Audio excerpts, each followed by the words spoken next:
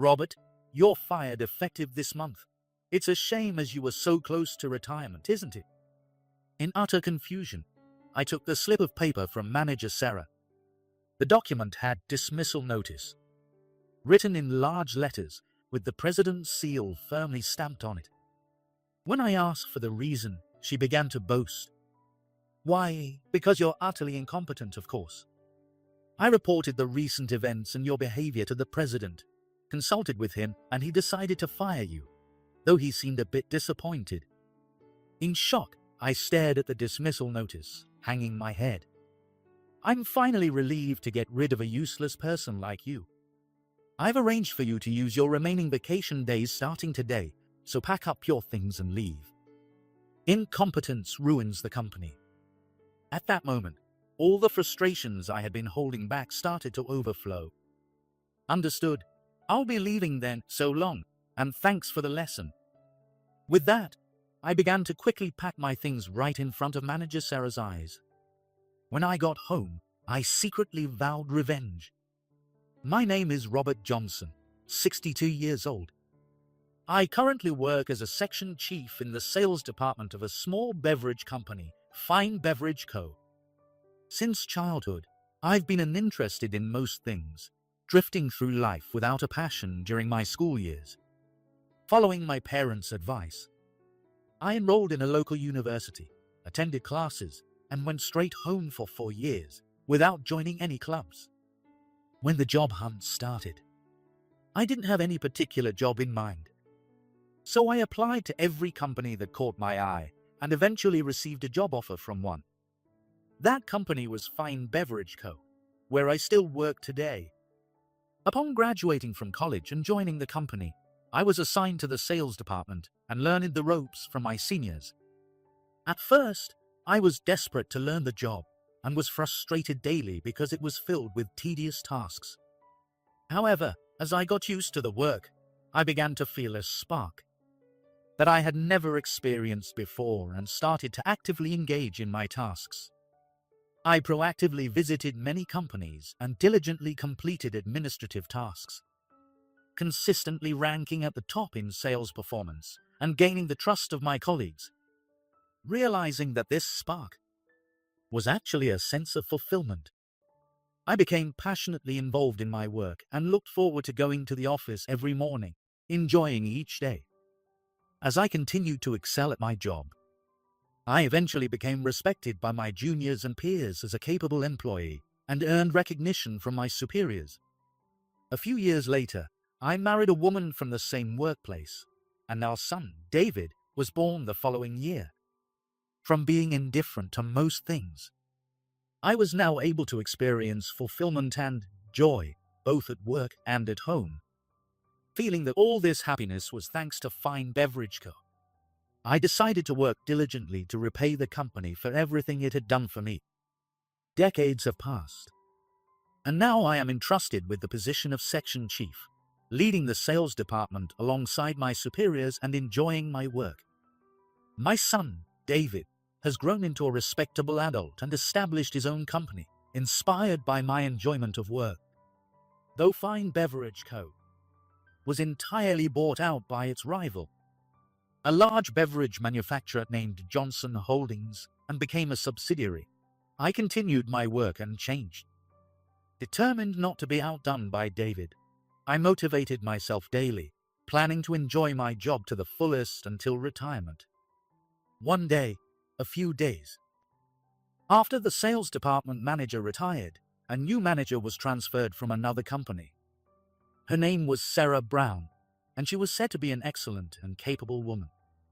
She is beautiful but known to be strict at work, and if there was even a slight mistake, she would mercilessly yell at the person. In her previous company, she was called the Demon Lady Manager, so we listened to her greeting nervously.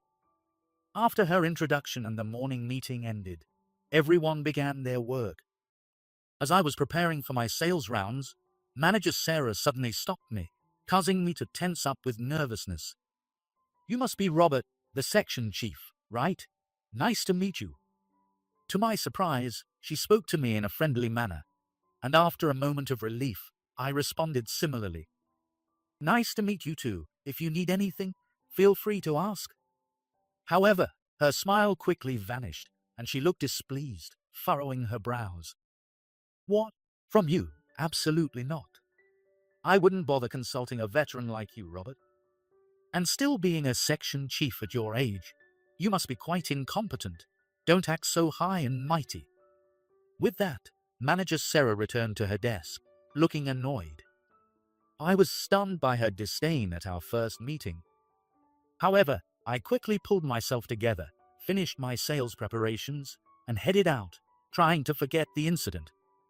When I returned to the office in the afternoon, Manager Sarah was working as if nothing had happened, not even glancing at me.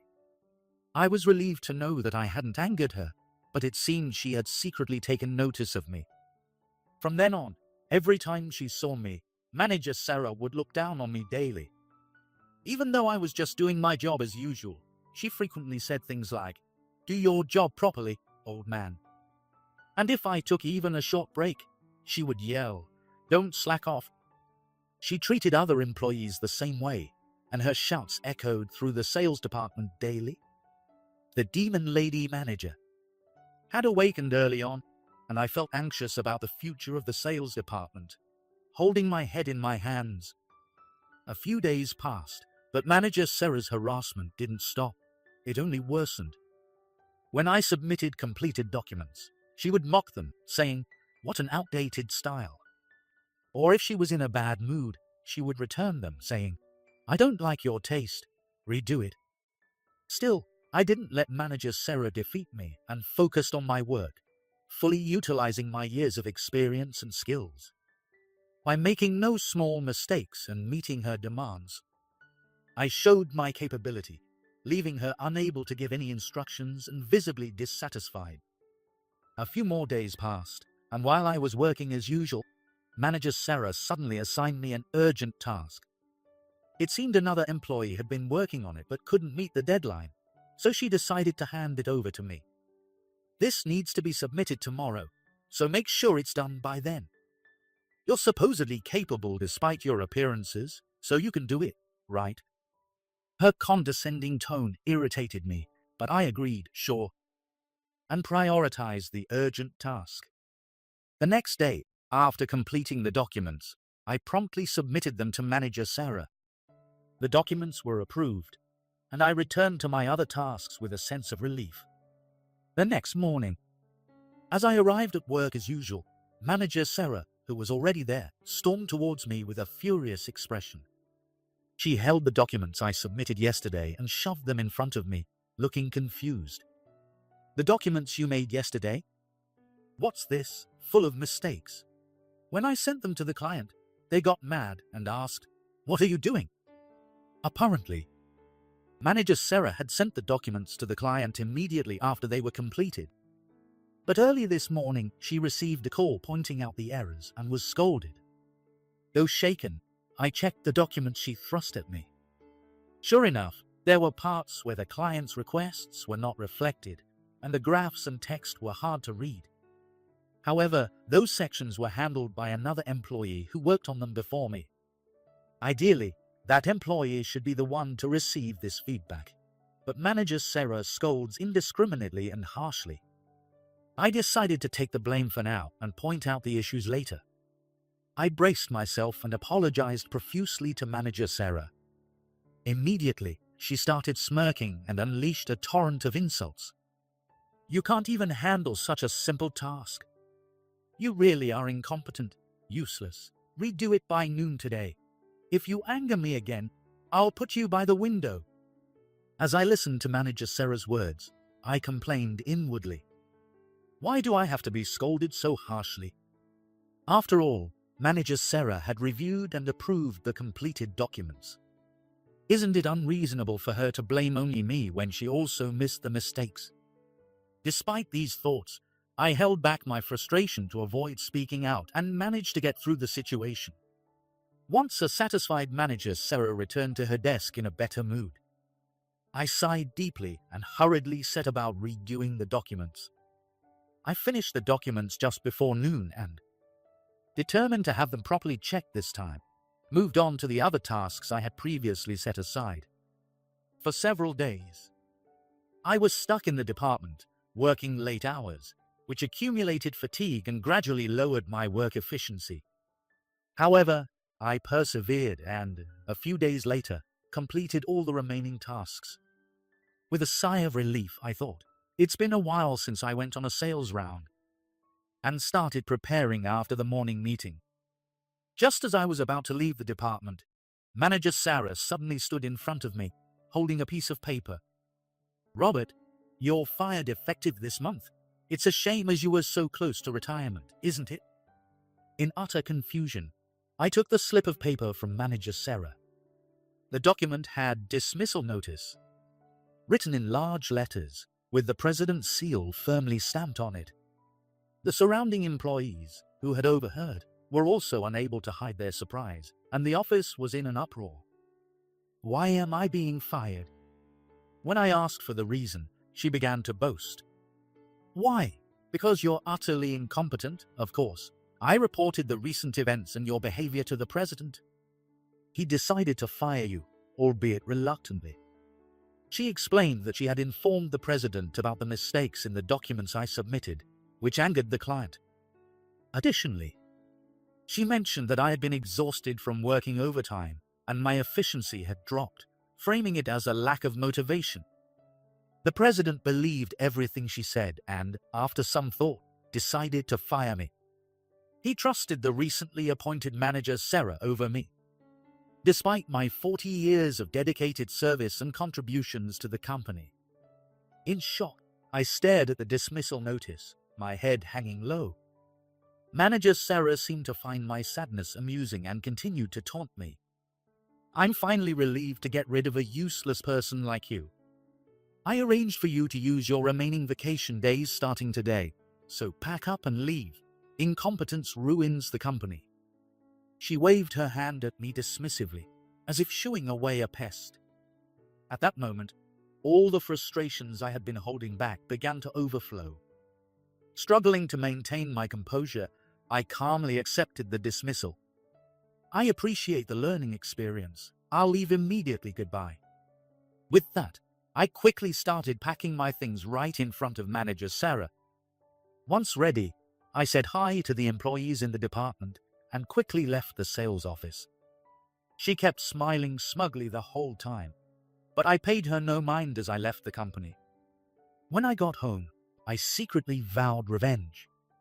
2 weeks had passed since I was fired from the company. I had been taking it easy at home, trying to recover from all the work stress. As I turned on the TV to watch a movie while drinking coffee, the news was reporting an event. It was about Johnson Holdings, the parent company of Fine Beverage Co., holding a shareholders' meeting today to report various matters. Johnson Holdings is a well-known major corporation, overseeing various beverage manufacturers and recently boosting its performance by acquiring rival companies.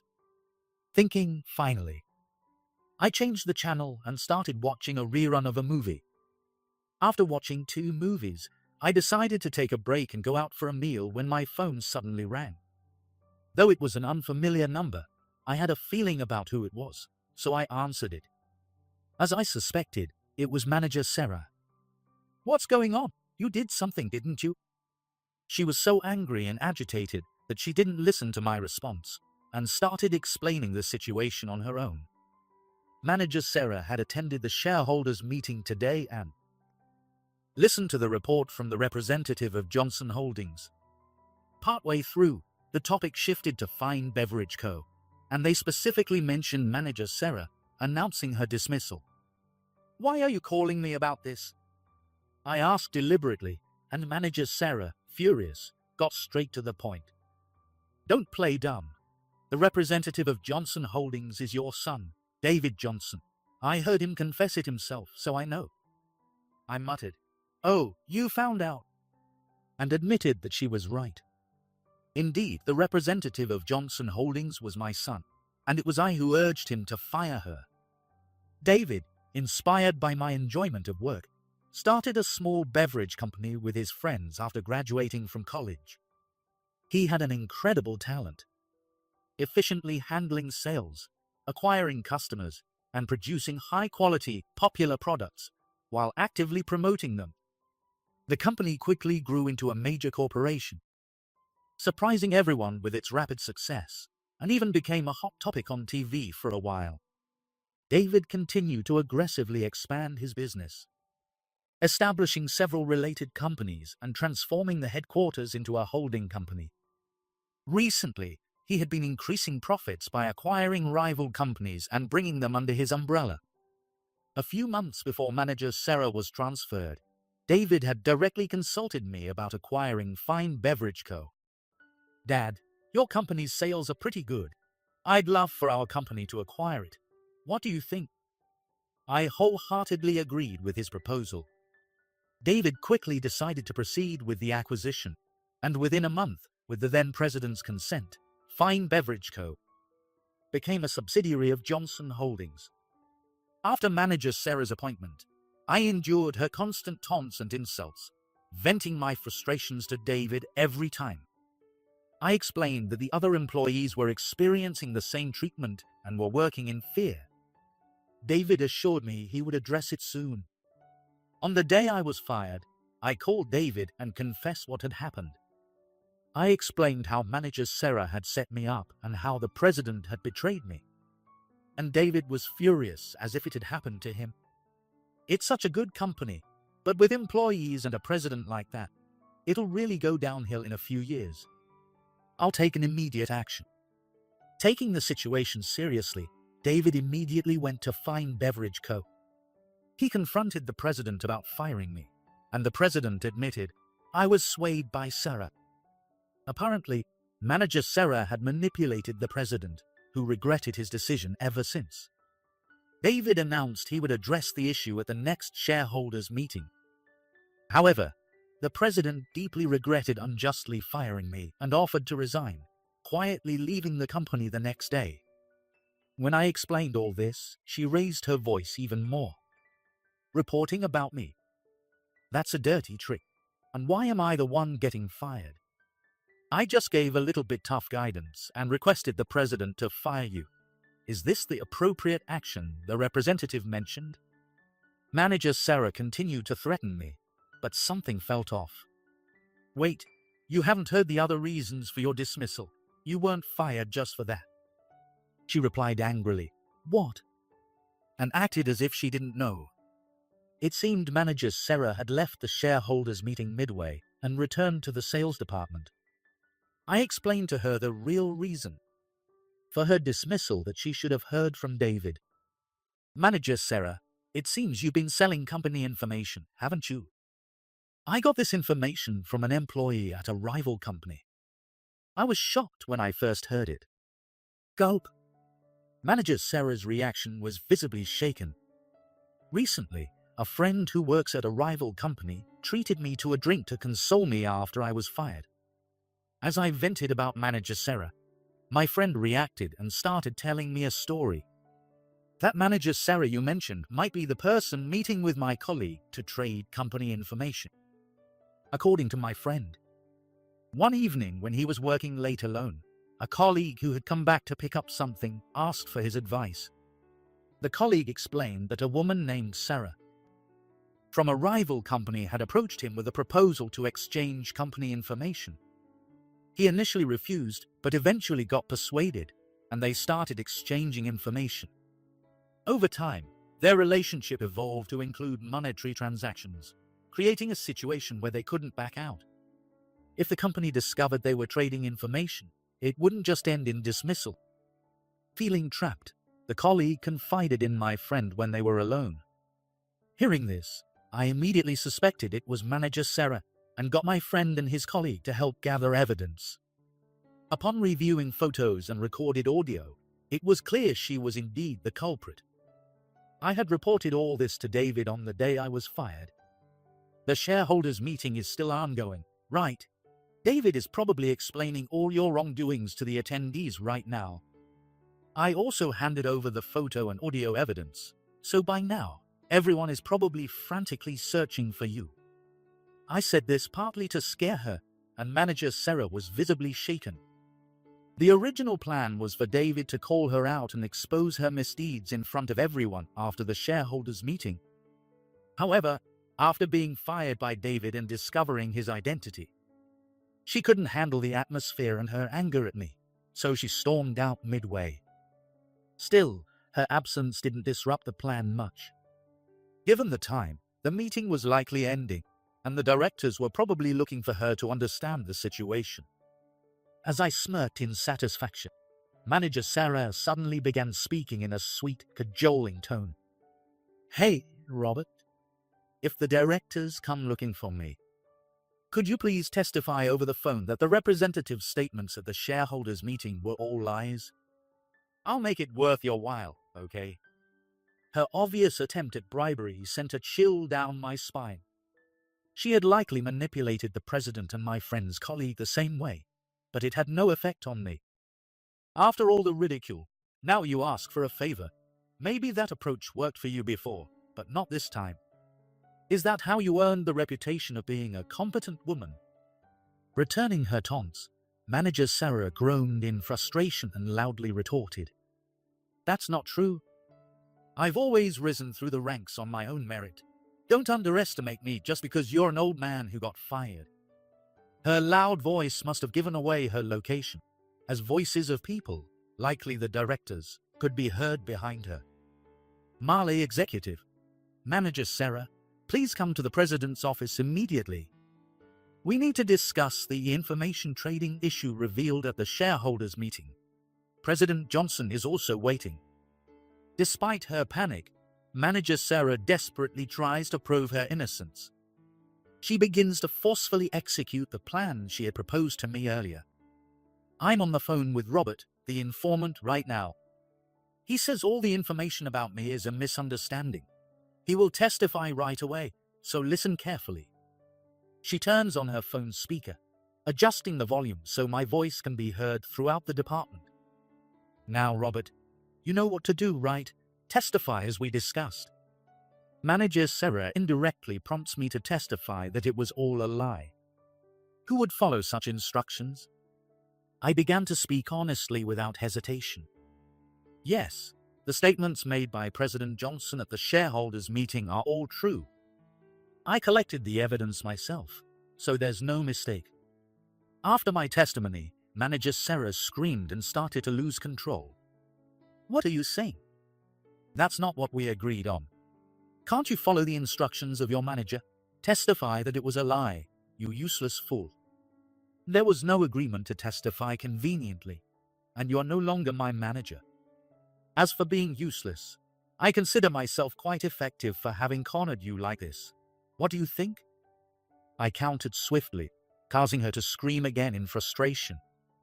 The executives, who had heard my testimony and Manager Sarah's abusive remarks, immediately restrained her and took her to the president's office, cutting off the call.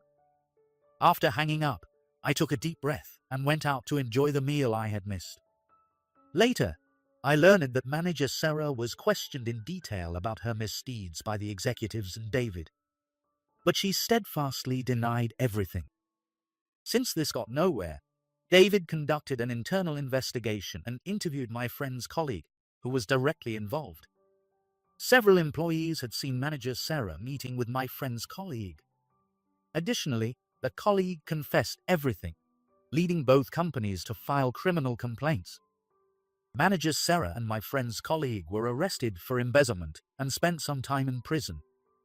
The colleague was fired while in prison, faced a damages lawsuit, and now works a live-in part-time job to gradually repay his debts.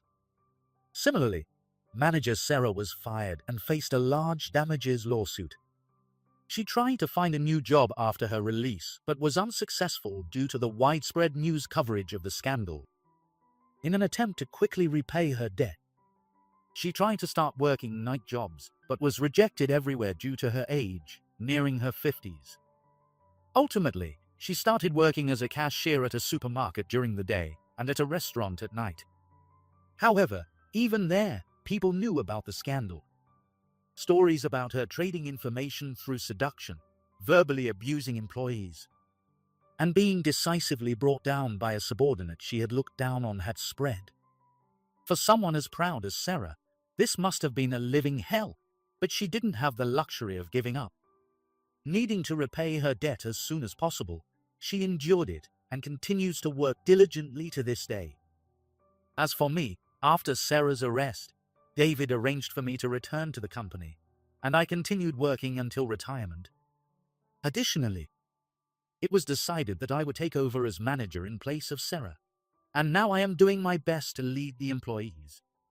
Since the previous president stepped down, a new female president hired by Johnson Holdings took over. The new president is very competent and cares deeply about the employees. I believe she will significantly grow Fine Beverage Co. Although I will retire in a few years and won't be able to witness the company's future firsthand, I want to support it from behind the scenes. In the meantime, I intend to contribute as much as possible during my remaining time for the sake of the next generation and the company.